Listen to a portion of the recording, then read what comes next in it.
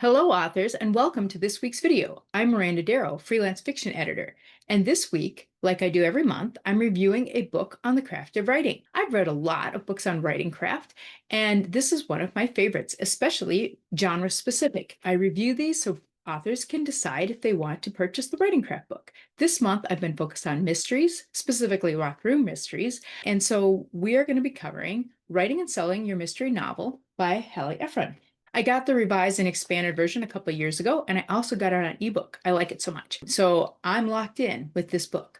This year, I've been focused on writing craft books that include story structure. Some of the writing craft books I reviewed have been exclusively about a recommended story structure, and some like this have a framework for structure, but also contain additional information. This book has the mystery genre covered from soup to nuts. It starts with a discussion of subgenres and about writing in a series, but then it dives into an interactive portion where each chapter ends with a worksheet for the author to work on using their own work in progress as a framework. It's broken down into four main parts: planning, writing, revising, and publishing. The section on planning, the goal is for you to have a blueprint at the end of the section outlining the key elements in your mystery novel.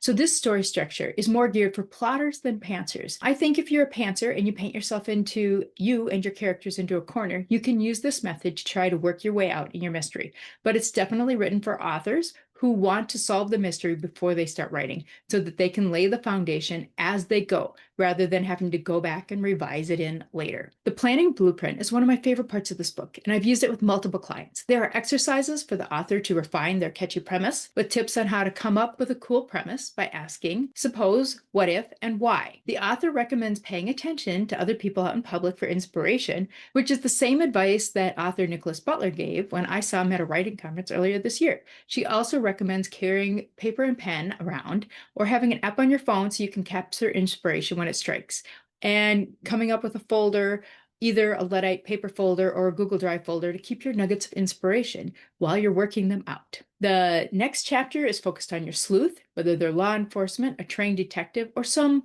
random amateur detective who tries to solve the mystery. Later this month, I'm doing a video on how to write amateur sleuths, so we'll talk more about that topic later. But there's a full character profile in the blueprint about the sleuth and who is generally the main character in a mystery, including the physical traits, their background, their personality traits, and how they react to stress, their status, their ambition, and of course, their goal, motivation, and conflict, their GMC. Sometimes these mysteries have multiple POVs, and one of them could be the detective, and you could have some from suspects and some from a side character. We'll do a similar character exercise next for the victim, with a focus on their secrets and why somebody wanted to kill them. So this is a character you don't get to see much, but it's important to understand them to know why somebody would want to kill them. Then there's a chapter digging into the background and motivation of the killer, making sure their motive aligns with their own goal, motivation, and conflict, and that their life, it stems from their backstories. Because I've seen that all the antagonists are really the protagonists of their own story. And then Ephron recommends shorter character summaries for the rest of the suspects, the innocent folks who act a bit sketchy, and why they are making it so hard for our detective and readers to figure it out who did it. There's a chapter on building out the supporting cast, including sidekicks, love interests, family members, friends, and rivals. This all leads to creating a web of characters with competing goals. Why should their goals compete? So that we have tension and conflict. I definitely recommend this. After working through all these important characters, their respective goals, and their backgrounds, then Ephron spends a chapter working through the story's setting.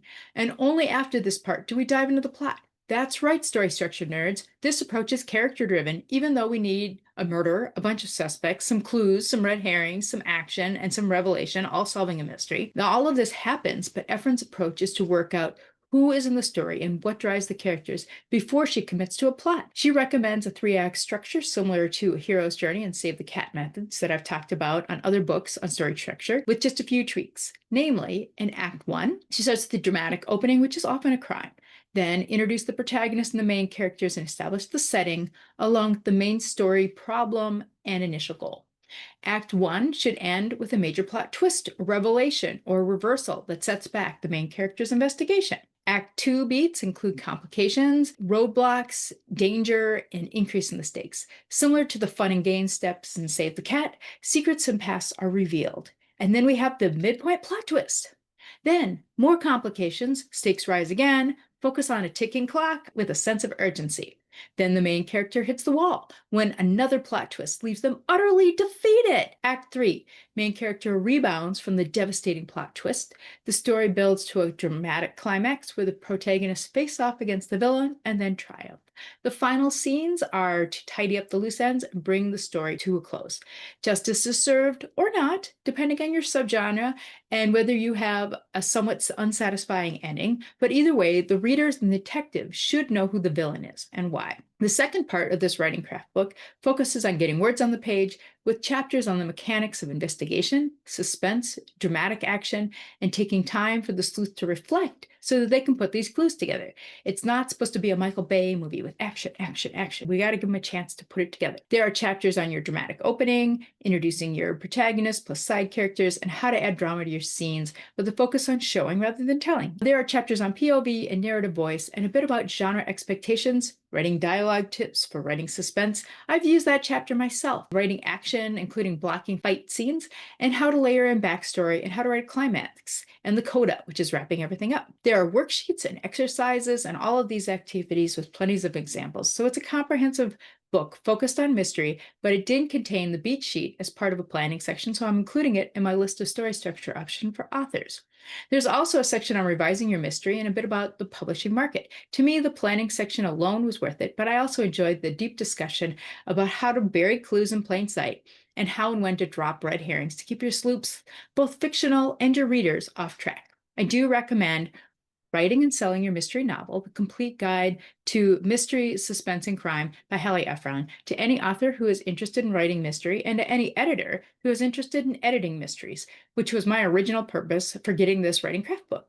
I've used this resource with quite a few authors with their domestic suspenses and thrillers and cozy mysteries. So if you'd like my experience ties on your story, reach out and we can work together to pull a solid mystery into your work in progress. I hope this has been helpful. If you like this video, please like, subscribe, and share so you'll get notices for my future videos on writing, editing, and the writing life. Next week's video is wrapping up our month's focus on mystery with a discussion of tips and tricks for writing an amateur sleuth. So all you cozy mystery writers or domestic suspense or thriller folks with ordinary folks trying to solve the mystery, be sure to check that one out. Until then, this is freelance fiction editor Miranda Darrow wishing you happy writing.